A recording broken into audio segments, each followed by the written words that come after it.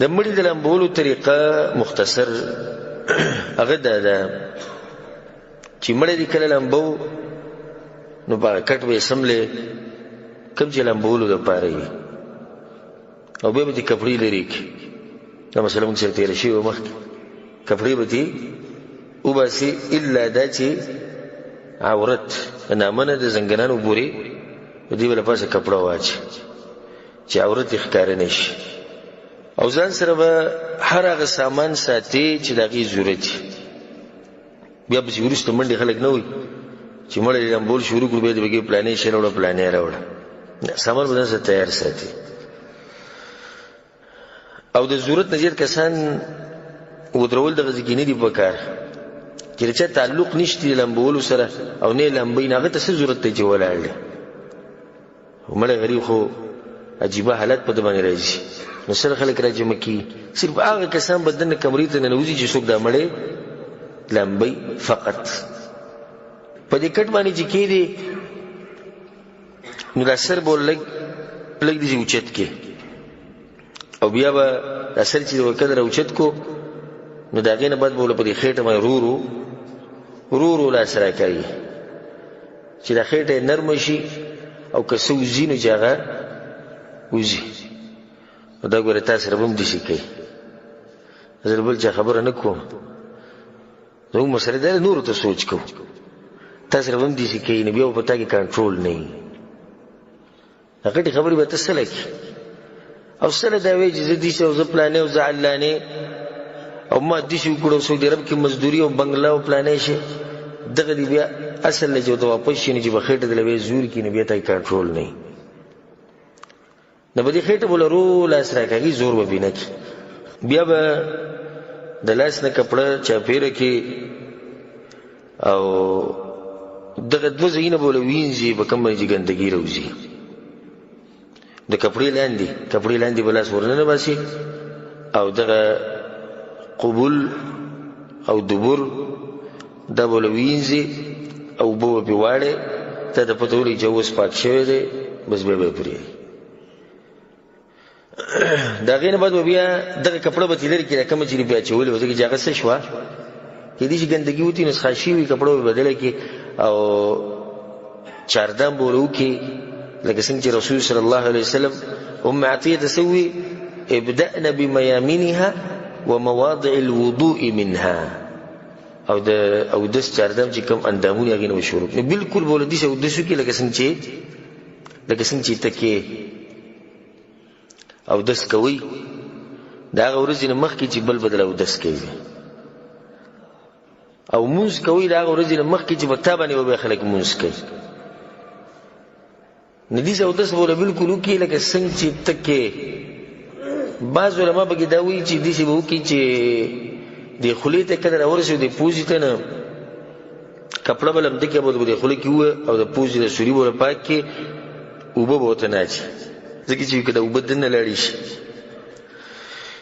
صحیح خبره ده په دې باندې دلیل نشته لکه رسول صلی الله علیه وسلم داسې کوم معطیه د طریقه وښوه که نه نو داسې به ورته ویلی وی چې اوبه مه اچوئ خوله وله ووینځه پوز وله هم وینځه وینې د اوبه که دننه لاړې شي نو لاړې دې شي څه چل کېږي وی بیا روځي نه دې روځي که نه هغه غریب ټول تله دنیا نه ختم شوی تله اوبو غم وړی لاړې دې شي اوبه ولې د روژې داسې چې روژې ماتي چې خوله کې ورته موږ دا نه وایو چې ته ورته مثال کې پیپ ونیسه خولې ته یا بالټۍ اوبو ته ور واړوه معمولي داسې اوبو ته ور واړوه چې هغه خوله وله پاکه کړي او بیا وله پوزه پاکه کړي په دې باندې زما زړه مطمئن دی ځکه چې په دغه خبره دلیل نشته چې په خبره دلیل نه وي نو بیا داسې مضبوط هم نه ښکاري او داسې ګوره رسول صلی به ویلی به وي ام عطیه ته خو ویې نه وي خیال دی ستاسو دې خبرې ته د هغې نه بعد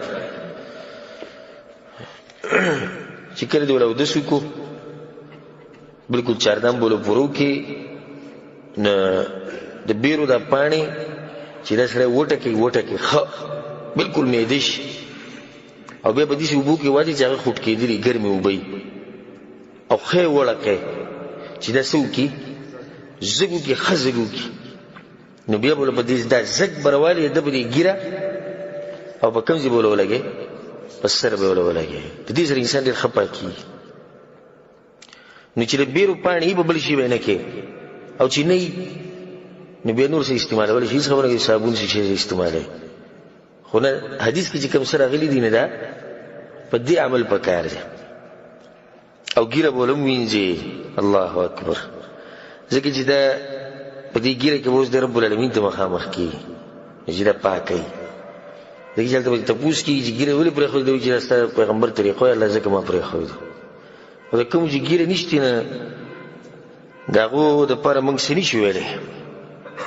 نو د هغو به چې د کوم ګیره نه وي نو هغله به دا زګ په کوم ځای ولګوې؟ په دې سر به وله زګ ولګوې. بس دا سر به وله ښه وینځې. چې سر دې وله وینځو نو د هغې نه بعد د باقي جسم چې کم دی که به دا ښی طرف نه شروع کړي. ښی طرف چې کومه سینه ده دا به وینځي. بیا به دې سره واړی نو شاته د شانه چې بیا کومه ښی طرف راځي هغه به وله وینځي. بیا خپې دې شي کته، بیا ګس طرف بیا د اوبو به یې شي واړی. دې چې ګور رسول صلی د ام عطیه ته ویلي دي وي اغسلنها 3 أو 5 أو أكثر من ذلك إن رأيتن ذلك. وی درې پیری او په اوبه واړوئ. نو درې پیری او په اړئ، درې پیری خو په اوبه اړئ. طاق عادت دی. اوس ته درې چې په واړولې پاک نه شو نو 5 5 واړو. په 5 پوره نه شو نو بیا نو بیا پوره نه شو نو بیا 9. إن رأيتن ذلك. ګور رسول صلی الله علیه وسلم بیا تاسو خبرې نو تاسو ته ګورئ. مطلب دا چې څوک مړ لامبي بیا هغه ته پته ده. خو دومره دی چې اوبه د طاق عادت کې اړئ. 3 5 9 د پته ولري چې اوس پاک شو نو بیا دې نورې اوبه دې پرې نه اړئ. رسول صلی الله علیه وسلم معتیه ته دا هم وایي چې وجعلنا فی الاخیرة کافورا. او په دې اخرني پیر چې په وباړو نه باندې کې سره کافور واچوي د خوشبو. د دې لپاره والله اعلم چې دې سره د بدن یخي، د بدن دې سره سي یخ شي. بل د دې کافور او د دې د خوشبو د دوه ضرورت چې په دې قبر کې دنه چې کوم زناور دي هغه نږدې ډېر وخت پورې نه راځي چې څو پورې د بیني نو چې بین ختم شي بیا غراځي. درې مده چې رب العالمین ملاقات روان دي نو چې خوشبو کوي ذکر چې رب العالمین ملاقات له سره زی نو په کار چې خوشبو تی لاړ شي. بیا به وچ کې د حدیث کې ثابت دي دا وچول وچ به کې او بیا به خوشبو ولګي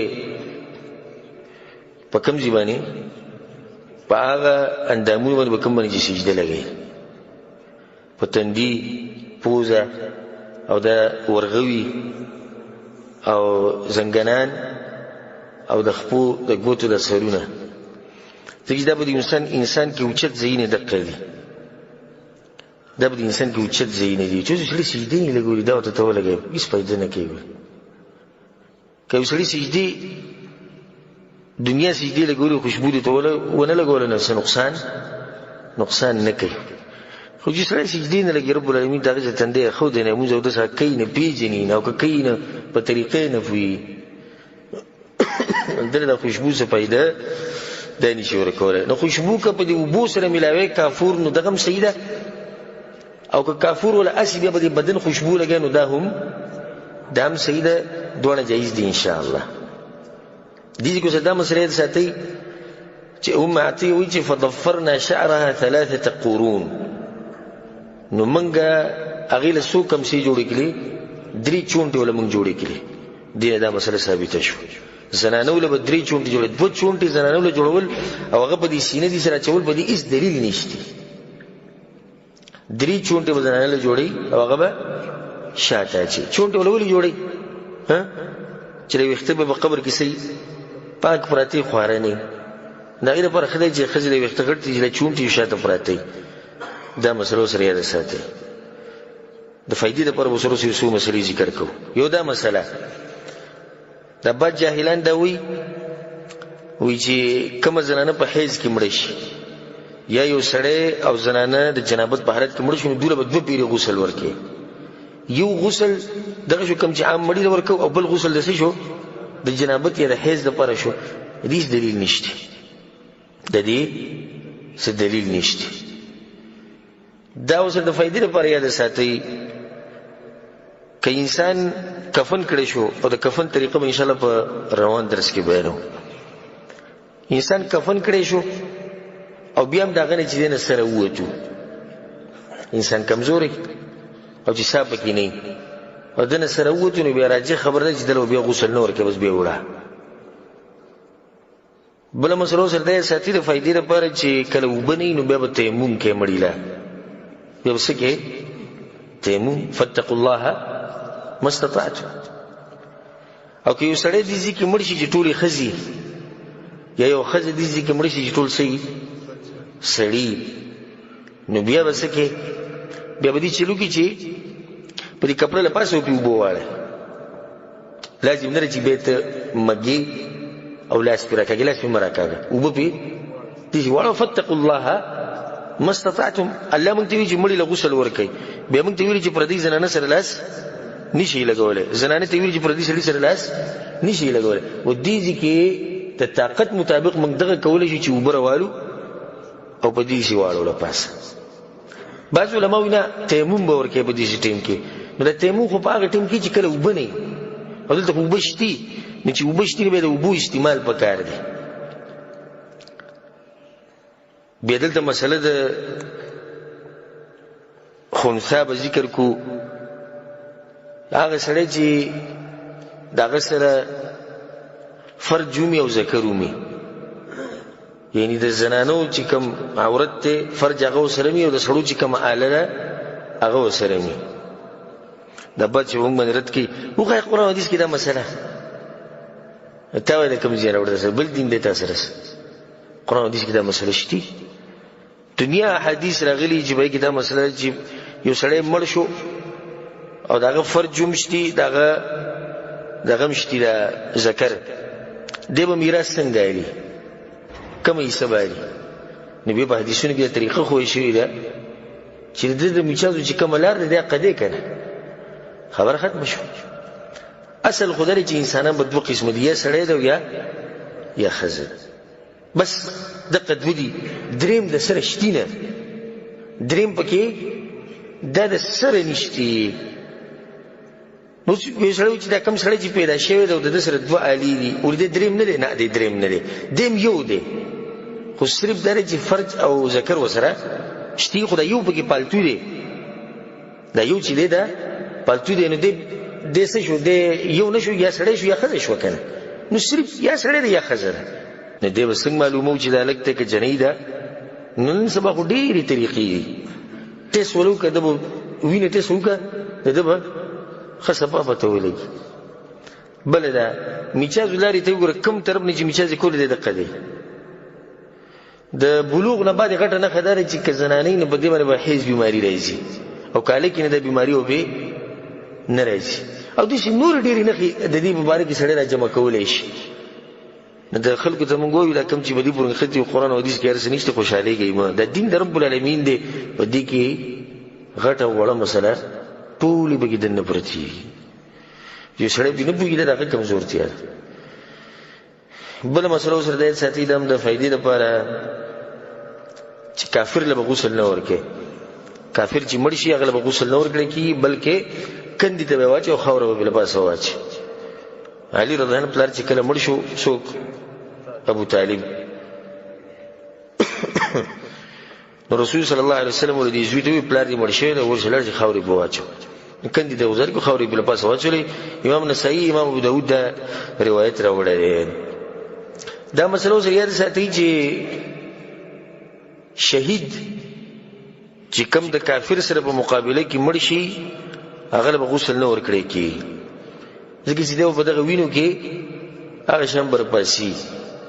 لکه څنګه چې مخکې موږ سره حدیث تیر شو چې سړی د حج او عمرې په حالت کې مړ شي نه دی به امغه شر پاسي نو دله به غسل نه ورکړي. شهید لبا غسل نه ورکړي په دغه حالت کې وي خخه. خو شهید هغه شهید چې هغه په جنگ کې شهید شوی د کافرانو سره مقابله کې. نن سبا شهیدان ډېر شوي چې ړق وي پلانې شهید او پلانې شهید. زه د پلانې شهید ورور یم او پلانې شهید زمونږ دا او پلانې شهید څنګه شهید شو؟ وایي دا دوه کسان کلي کې وران شوي دا یو راورګي بل ووایي شهید شو. اکسیډنټ وکړو شهید شو. صحیح ده چې په دې باندې رب العالمین د شهادت درجه ورکوي، خو دا آخرت کې په دنیا کې د شهادت چې کوم احکام او مسلې دي هغه به په هغه کس جاری کیږي کوم چې د کافرانو سره مقابله کې مړ شي، په ده باندې جاری کیږي. نو دله موږ غسل هم ورکوو. یو سړی ډاکوان پرلو مړی کړو نو دی انشاءالله شهید دی که الله ورله درجه ورکوي، که الله ورله شهادت درجه ورکوي الله به ورله ورکړي، خو دومره دی چې موږ به ورله غسل ورله ورکوو. او هغه شهید له به غسل نه ورکړی کېږي هغه کس له چې دی د کافرانو سره مقابله کې مړ شي. اوس کافرانو سره مقابله وکړو زخمی شو 2-3 ورځې بعد مړ شو، دله به غسل ورکوو که نه به ورکوو؟ دله به ورکوو. خو چې نږدې وته لکه مثال کې د میدان جنګ نه واپس نو په لاره کې مړ شو، یو څو خبرې وکړې هغې نه بعد مړ شو، لکه ډوډۍ وخوړه دوایي وخوړه هغې نه بعد مړ شو. یعنې ګورو به حالاتو ته که نږدې وخي نو بیا دې دقې غسل به ورله نه ورکوو، که وخت ډېر شوی نو بیا به له غسل دا به له بیا ورکوو. بله مسله سره دا یاد ساتي د فایدې دپاره چې مړي له سړی غسل ورکړي نه په ده غسل لازمیږي او که نه. حدیث کې دا راځي امام ترمذی امام ابو داود رحمهم الله راوړی دی من غسل میتا چا چې مړي له غسل ورکو فلیغتسل نو غسل دې وکړي، ومن حمله فلیتوضا او چا چې مړي له اوږه ورکړه او قبر پورې وړو نو بیا دې چاردام وکړي. د حدیث کو امر دی او امر اصل کې د څه دپاره وي؟ د وجوب دپاره وي، خو دا واجب نه دي. سړی وایي چې څنګه پیغمبر وایي چې وي که ته واجب نه دي. موږ وایو د دې یو څو روایت نور دي چې هغه دا د وجوب نه استحباب ته اړوي. نو مړي له چې د غسل ورکړو نو د هغې نه بعد مستحب طریقه څه ده چې غسل وکړي، او چې مړی د قبر پورې ویوړو خښتې کړو د هغې نه بعد مستحب طریقه څه ده چې چاردام وکړي. دا مستحب ده خو لازم نه ده. ولې لازم نه ده؟ عبدالله بن عباس رضی الله عنهما روایت دی امام بیهقي امام حاکم راوړی دی، وی تاسو چې کله خپل مړی ولامبوئ نو په تاسو باندې بیا غسل لازم نه دی. وی دې څه پلید خو نه و. نو دا روایت د دې روایت ته دا خبره د وجوب نه استحباب ته اوړي. یو بل روایت دی د عبدالله بن عمر رضی الله عنهما امام دارقطني راوړی دی موږ به مړو له غسل ورکوو فمنا من یغتسل ومنا من لا یغتسل. نو بعضو کسانو موږ کې بیا ولامبل او بعضو به نه لامبل، لکه لازم بیا به ټولو لامبل کوم چې غسل ورکوي. دغه شان امام مالک په موطا کې د روایت راوړی امام بیهقي چې کله ابوبکر صدیق رضی الله وصیت وکړي چې ما به څوک لامبئ زما ښځه او ښځې نوم یې څه اسما بنت عمیس. نو هغې چې وي کله غسل ورکړو ابوبکر صدیق رضی الله عنه او بهر د صحابه ولاړو به انتظار کړي، نو دا به بهر ته راووته. بهر ته راووته او هغو ته یې دا وویل چې زما روژه ده او یخ هم ډېر دی سخت یخ، نو آیا دا لامبل لازم دي؟ نو هغو ته نه لازم دي. نو ګوره دې کې صحابه خپو ټول ولاړو او هغو ته نه لازم نه دي.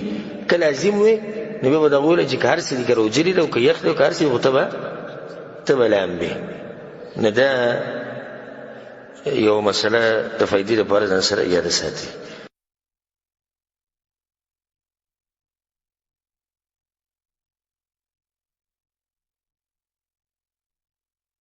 د مړي د لامبولو طریقه مختصر هغه دا ده چې مړی دې کله لامبو نو په کټ به یې سملې کوم چې لامبولو دپاره وي او بیا به دې کپړې لرې کړي.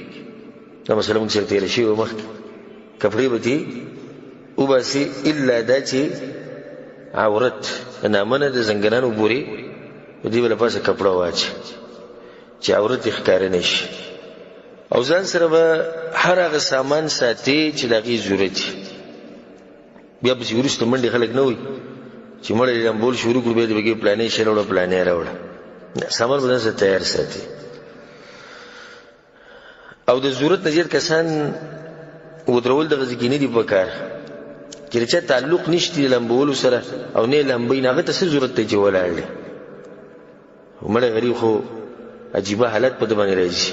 نو سره خلک راجمع کي، صرف هغه کسان به دننه کمرې ته ننوځي چې څوک دا مړی لمبۍ فقط. په دې کټ باندې چې کېدی نو دا سر به لږ داسې اوچت کې، او بیا به دا سر چې وکړه راوچت کو نو د هغې نه بعد به ورله په دې خېټه باندې ورو لاس راکوي چې دا خېټه یې نرمه شي، او که څه وځي نو چې هغه وځي. نو دا ګوره تا سره به هم داسې کوي. زه بل چا خبره نه کوم، زموږ مسله دا نورو ته سوچ کوو. تا سره به هم داسې کوي، نو بیا به په تا کې کنټرول نه وي. دا غټې خبرې به ته سله کړي، او سله دا وایي چې زه داسې او زه پلانې او زه علانې او ما داسې وکړو سعودي عرب کې مزدوري او بنګله او پلانې شي.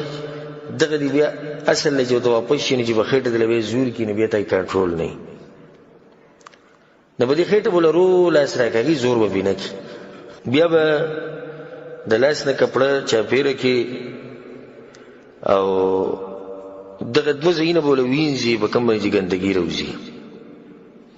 د کپړې لاندې به لاس ورننه باسي، او دغه قبول او دبر دا به له وینځي او اوبه به پرې واړې، تا ته پته ولګي چې اوس پاک شوی دی، بس بیا به یې پرېږدي.